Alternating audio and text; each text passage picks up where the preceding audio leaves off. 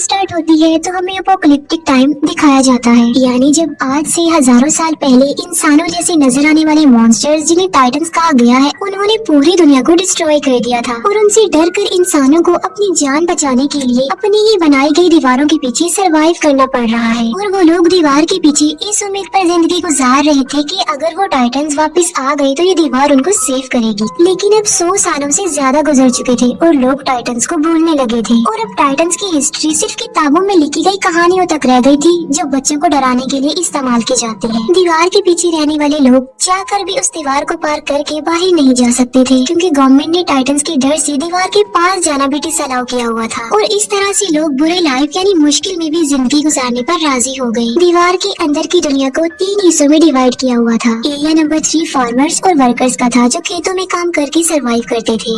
Area number 2 industrial था जहाँ पर फैक्ट्रीज लगाई गई थी और एरिया 1 प्राइमरी था जहाँ पर अमीर लोग पूरे सिटी को कंट्रोल कर रहे थे और किसी को भी एक एरिया छोड़कर दूसरे एरिया में जाने की इजाजत नहीं थी। एरिया नंबर 3 में रहने वाला एक लड़का जिसका नाम एरिन था, वो काफी टैलेंटेड था और वो टाइटन से डर कर 4 दीवारी में प्रिजनर्स की तरह जिंदगी नहीं गुजार सकता था क्योंकि उसमें हमेशा कुछ बड़ा करने की लगन होती है और उसकी डिजायर थी कि वो बाहर की दुनिया को एक्सप्लोर करे और अपनी इस ख्वाहिश को वो अपने फ्रेंड्स के साथ भी शेयर करता है क्योंकि वो टाइटन्स पर बिलीव नहीं करता था। वो यही सोचता था कि टाइटन एग्जिस्ट नहीं करते और उसे लगता था कि लोग टाइटन से डरते हैं इसीलिए यहाँ पर छुपे हुए हैं। इसके साथ साथ एरिन का जो मेल फ्रेंड होता है वो भी काफी टैलेंटेड होता है और किसी भी आम इंसान को कोई एक्सपेरिमेंट्स करने की इजाजत नहीं थी क्योंकि गवर्नमेंट का मानना ये था कि अगर इंसान अपनी सक्सेस के लिए कुछ करेगा तो वो गलत करेगा। वहीं पर एक लड़की जिसका नाम मिकासा होता है, एरिन और वो दोनों एक दूसरे को काफी लाइक करते थे और वो एरिन के साथ एक हैप्पी लाइफ गुजारना चाहती थी। एरिन का फ्रेंड उससे मिलने जाता है और तभी वो एक अननोन पर्सन से टकरा जाता है लेकिन वो उस पर ज्यादा ध्यान नहीं देता और उसे इग्नोर करता है। एरिन खुद को उस जगह पर पाकर काफी लकी फील करता था क्योंकि वो दूसरी साइड वाले लोगों की दुनिया को देख सकता था। वो जगह एरिन की इसलिए भी फेवरेट थी क्योंकि वहाँ पर बॉम्ब मशीन पड़ी हुई थी और डर की वजह से कोई भी वहाँ पर नहीं आता था और एरिन इस बार इरादा कर लेता है कि वो दूसरी साइड वाली जगह पर जाएगा चाहे कुछ भी हो जाए और वो अपने फ्रेंड्स को भी इस बात पर एग्री कर लेता है। उस दीवार के पास आर्मी का पहरा था और वो फर्स्ट टाइम सोल्जर्स की नजरों से बचते हुए उस दीवार के काफी करीब आ जाते हैं लेकिन इससे पहले कि वो आगे बढ़ते वो पकड़े जाते हैं। उन सोल्जर्स का लीडर उन लोगों को बचा लेता है क्योंकि वो लीडर एरिन को काफी लाइक करता था और उन्हें पता था कि एरिन काफी इंटेलिजेंट है और वो एरिन के इस पैशन को अंडरस्टैंड भी करते थे। अभी वो लोग ये बातें डिस्कस कर ही रहे होते हैं कि जमीन कांप उठती है और जब वो दीवार के ऊपर देखते हैं तो उन्हें यकीन नहीं आ रहा होता जो वो देख रहे होते हैं क्योंकि पहली बार इतने खौफनाक डर से उनका सामना जो हो रहा था और वो एक मॉन्स्टर टाइटन था जो कि टाइटन से कई ज्यादा पावरफुल और बड़ा था और ऐसे मॉन्स्टर्स को जायंट्स कहते हैं और वो उस दीवार से भी काफी बड़ा होता है और आग का बना होता है और उस वक्त वो आग निकाल रहा था और अपने इतने बड़े बड़े पाँव का इस्तेमाल करके वो दीवार को तोड़ने लगता है। वो लोग काफी डरे हुए और काफी हैरान होते हैं। आग के अटैक से काफी बुरा हाल हो चुका था। लीडर एक सोल्जर को ऑर्डर देता है कि वो बॉम्बिंग करना शुरू कर दे लेकिन वो सोल्जर उसे ये कहकर रोक देता है कि गवर्नमेंट ने हमें इन एक्सप्लोजिव का यूज करने से मना किया है और वो जायंट काफी बड़ा होल करके हवा की तरह गायब हो जाता है और वहाँ पर तूफान आने से पहले जैसी खामोशी छा जाती है और देखते ही देखते वो टाइटन्स मॉन्स्टर्स दीवार के उस होल से बाहर आने लगते हैं। दिखने में तो वो बिल्कुल इंसानों जैसे लग रहे थे लेकिन इंसानों की निस्बत वो काफी लंबे चौड़े थे और इंसानों को देखकर उनकी फेस पर इविल स्माइल होती है कि जैसे वो इंसानों को अपना खाना समझ रहे हो।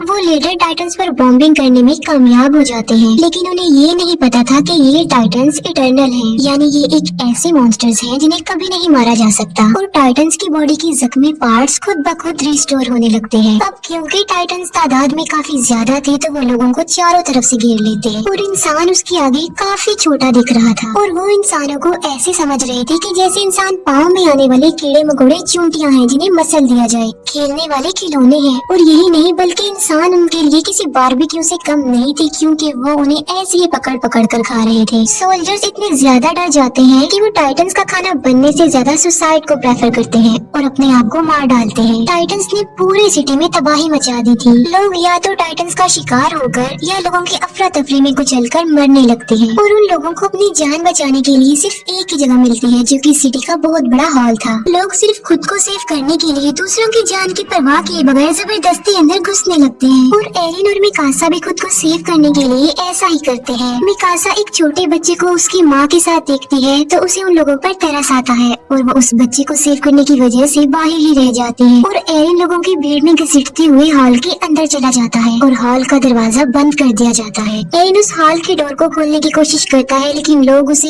ऐसा करने से मना कर देते हैं। मिकासा ने उस छोटे बच्चे को पकड़ा होता है और एक टाइटन मिकासा की तरफ ही आ रहा होता है। एरिन जो कि मजबूर होता है और कुछ भी नहीं कर पाता और टाइटन मिकासा और उस बच्चे दोनों को निगल जाता है और अचानक से वहाँ पर खामोशी छा जाती है। एरिन किसी तरह जबरदस्ती करके उस हॉल से बाहर आ जाता है और वो देखता है कि जिस हॉल में सर्वाइवर्स छुपे हुए हैं टाइटन्स उस हॉल के चारों तरफ से घिरे हुए खड़े हुए हैं और टाइटन्स उस हॉल की छत को तोड़कर लोगों को खाने लगते हैं और तेजी से लोगों का खून बहने लगता है जैसे खून की नदी बह गई हो। हालात से तंग एरिन सिटी की तरफ आगे बढ़ जाता है। इसके बाद हम 2 साल बाद के टाइम को देखते हैं जहाँ हमें एरिया 2 यानी इंडस्ट्रियल एरिया दिखाया जाता है। ये लोग सेफ थे क्योंकि मजबूत दीवार की वजह से जायंट के हमले से बच गए और जो लोग पिछले हमले के सर्वाइवर्स थे वो भी यहाँ आकर बस गए क्योंकि एरिया 3 यानी लेबर्स एरिया में अभी भी टाइटन्स थे। अब क्योंकि उस एरिया में आने से लोगों की आबादी बढ़ गई थी तो खाने पीने की किल्लत पड़ जाती है, लोग भूख की वजह से मरने लगते हैं। अब एरिया 3 के बाकी सर्वाइवर्स के पास बचने का सिर्फ एक ही रास्ता था और वो था अपने एरिया को टाइटन से बचाने का, यानी टाइटन्स का मुकाबला करके वो अपने एरिया को बचा सकते हैं। टाइटन से लड़ने के लिए सोल्जर्स की एक टीम तैयार की जाती है जिनको 2 साल की सख्त ट्रेनिंग दी जाती है। अब इसमें एरिन और उसका फ्रेंड भी पार्टिसिपेट करते हैं क्योंकि मिकासा की मौत का बदला लेना चाहते थे वो लोग। एरिन को मिकासा की डेथ पर गिल्ट था कि उसने मिकासा को नहीं बचाया। उन लोगों को एक कमांडर लीड कर रहा था जिसका नाम कोबाल था। कमांडर कोबाल प्लान बनाता है कि वो अपने मिशन के लिए रात के अंधेरे में निकलेंगे। उनका मिशन ये था कि वो एरिया 3 के बड़े होल जहाँ से वो टाइटन्स आए थे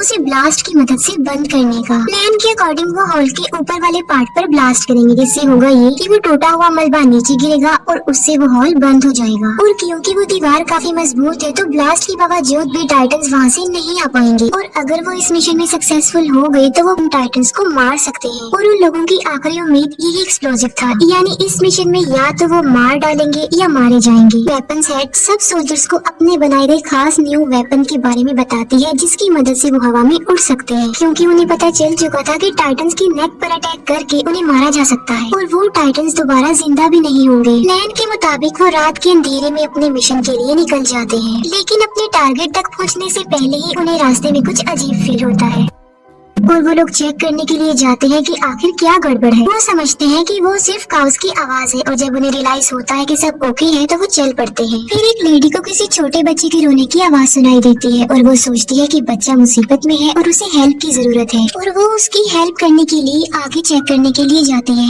एरिन भी उसके पीछे पीछे जाता है और जब उन्हें बच्चा मिल जाता है तो वो देखते हैं कि ये तो टाइटन का बच्चा है और वो जायंट बच्चा उन्हें पकड़ने की कोशिश करता है और नीचे गिर जाता है और नीचे गिरते ही वो जोरों से रोने लगता है। उसकी आवाज सुनकर सब टाइटन जाग जाते हैं और उधर आने लगते हैं और उन लोगों को घेर लेते हैं और अब वो लोग काफी बड़ी मुश्किल में फंस चुके थे क्योंकि उनका सेल्फिश कमांडर कोबाल उन्हें इस मुसीबत में छोड़कर वेपन्स वाली गाड़ियां लेकर वहाँ से भाग चुका था। एरिन के फ्रेंड को टाइटन्स पकड़ लेते हैं लेकिन वो दूसरा सोल्जर आकर उसे बचा लेता है और अब वो लोग पूरी तरह से टाइटन से घिर चुके थे और अचानक से वहाँ पर टैलेंटेड टाइटन्स का शिकारी शिकीशिमा वहाँ पर आता है और उसने तकरीबन 10 से 15 टाइटन्स को मार डाला था और शिकीशिमा के साथ एक और बहादुर सोल्जर थी और वो थी मिकासा। जी हाँ, वो जिंदा थी। दोनों मिलकर बहादुरी से अपने फास्ट वेपन्स का यूज करके टाइटन्स को मार डालते हैं। टाइटन्स को मारने के बाद वो अपने टारगेट यानी दीवार के उस होल के पास जाते हैं लेकिन हैरत की बात ये थी कि मिकासा एरिन को अपनी कोई भी फीलिंग्स नहीं दिखा रही थी क्योंकि उस इंसिडेंट के बाद वो सिर्फ अपना बदला लेना चाहती थी। मिकासा को वो टाइटन में गल चुका था लेकिन शिकीशिमा ने उसे बचाया और टाइटन से लड़ना सिखाया। टाइटन से लड़ने का एक सीक्रेट बताता है कि अपने गुस्से को आजाद छोड़कर टाइटन्स पर टूट पड़ो और मुकाबला करो। वो एक बात और बताता है कि इंसान का दुश्मन टाइटन से ज्यादा डर है जो कि उसे छिपने पर मजबूर करता है। तभी उनका सेल्फिश कमांडर कोबाल वहाँ पर आता है। वो कहता है कि मिशन के लिए जो फास्ट वेपन्स हमने यूज करनी थी वो हमारी सीक्रेट जगह पर नहीं मिले बल्कि वो अंडरग्राउंड केव्स में थी और मैं उन एक्सप्लोजिव्स को खोना नहीं चाहता था, इसीलिए मुझे जाना पड़ा क्योंकि हम एक कोई तो चीटर है जो वो वेपन चुरा सकता था और एक्सप्लोजिव को खोने का रिस्क वो नहीं ले सकते। वो लोग लोग वेपन्स को लोड करने लगते हैं, लेकिन टाइटन्स उनकी आवाजों को सुन लेती हैं और अचानक वो टाइटन्स 2 लोगों को खा जाते हैं। वो सब लोग काफी घबरा जाते हैं कि लालची लीडर को एक्सप्लोजिव की पड़ी हुई थी और कोई चोर उनके वेपन्स एक्सप्लोजिव से भरी हुई गाड़ियाँ चुरा कर ले जाता है। और एक लेडी जिसके हस्बैंड को टाइटन्स खा चुके थे, गुस्से में आकर वो उस चोर से एक्सप्लोजिव वाली गाड़ी छीन लेती है और एक्सप्लोजिव को बचाए सेव करने के वो उसमें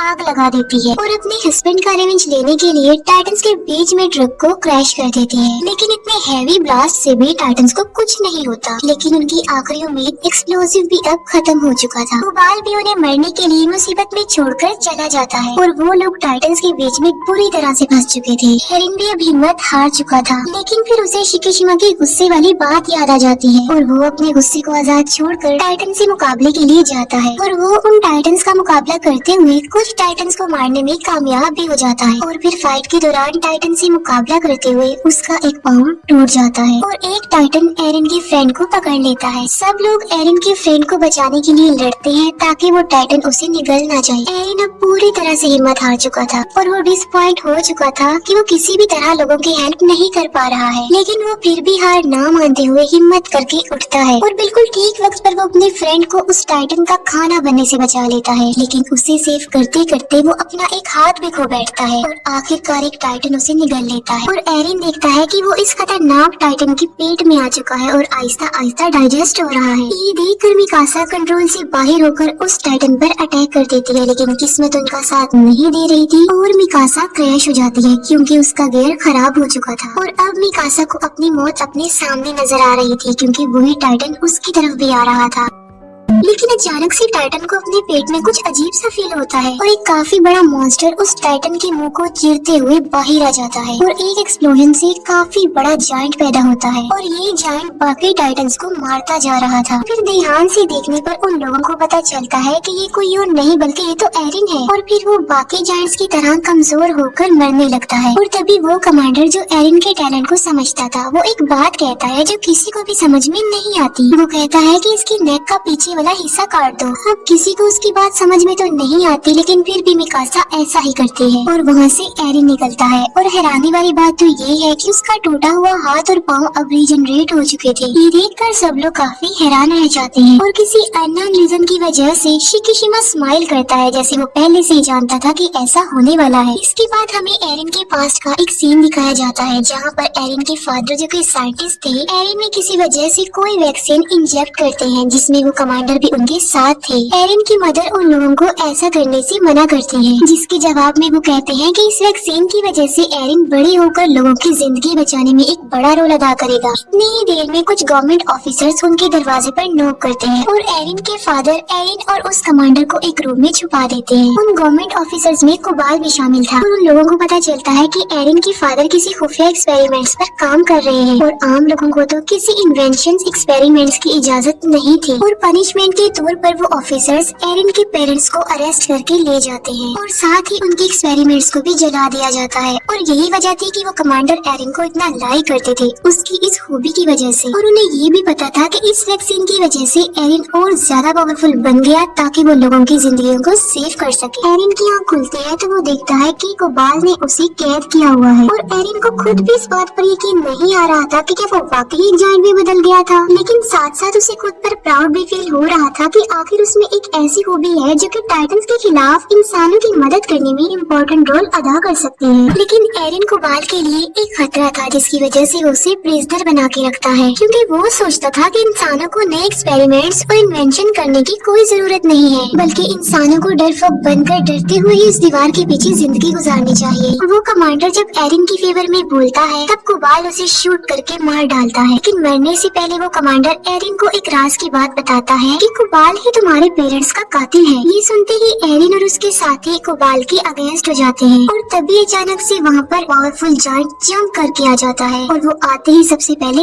एरिन को पकड़ लेता है। वो लोग उसे रोकने की कोशिश करते हैं लेकिन वो सबको अपने रास्ते से हटा रहा था। वो एरिन के एक फ्रेंड को भी मारने की कोशिश करता है लेकिन मिकासा उसे ऐसा करने से रोक देती है और ऐसा लग रहा था कि शायद वो मिकासा की बातों को अंडरस्टैंड कर रहा था और वो एरिन को अपने साथ लेकर निकल जाता है और इस सारी फाइट प्लेनेट पे कोबाल मारा जाता है। अब क्योंकि एरिन भी उनके पास नहीं था तो उन्हें समझ में नहीं आ रही थी कि क्या किया जाए। फिर एरिन के फ्रेंड को याद आता है कि उनके पास अभी भी एक एक्सप्लोजिव है जिसे वो यूज करके अभी भी अपना मिशन पूरा कर सकते हैं। और वो सब लोग बॉम्ब को रिकवर करने के लिए एरिया 3 में चले जाते हैं। एरिन की आंख एक काफी बड़े और अजीब से रूम में खुलती है और उस रूम में कुछ चीजों के अलावा शिकिशिमा भी था। और यहाँ पर शिकिशिमा बहुत सी बातों को रिवील करता है कि ये टाइटन्स इंसानों के ही बनाए गए हैं, जिनको किसी और ने नहीं बल्कि एरिन के फादर ने ही बनाया था। और उन्होंने ये टाइटन्स आर्मी वेपन्स के लिए बनाए थे, लेकिन उनका एक्सपेरिमेंट फेल हो जाता है, जिसका बैड इम्पैक्ट ये पड़ा कि वायरस तेजी से इंसानों में फैलता गया और इंसान तेजी से टाइटन्स में बदलते गए और उन्होंने दुनिया में तबाही मचा दी।